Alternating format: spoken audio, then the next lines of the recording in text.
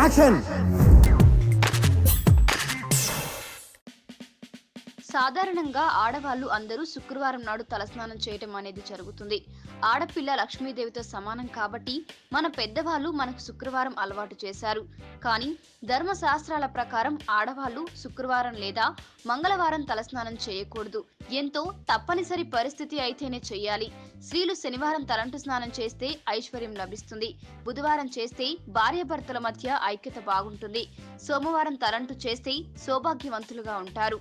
తప్పనిసరిగా భోజనానికి ముందే తలంటు స్నానం చేయాలి. ప్రతి స్త్రీ తలంటు స్నానం చేసేటప్పుడు ఖచ్చితంగా ఒంటికి నూనె రాసుకొని, ముఖానికి పసుపు రాసుకొని, నలుగు పెట్టుకొని చెయ్యాలి.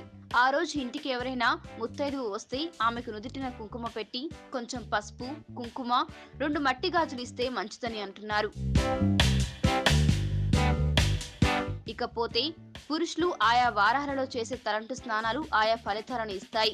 శనివారం తలంటు స్నానం చేస్తే మహాభోగం కలుగుతుంది. ఆదివారం తలంటు స్నానం చేస్తే తాపాన్ని, కోర్కెలను పెంచుతుంది. సోమవారము తలంటు స్నానం అందాన్ని మరింతగా పెంచుతుంది.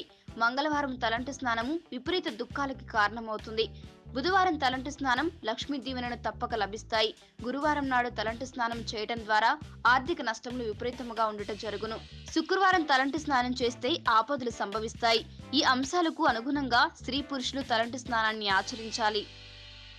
మీకు ఈ వీడియో నచ్చితే ఒక లైక్ కొట్టండి, లేకపోతే కామెంట్ చేయండి. బట్ సబ్స్క్రైబ్ చేయడం మర్చిపోకండి.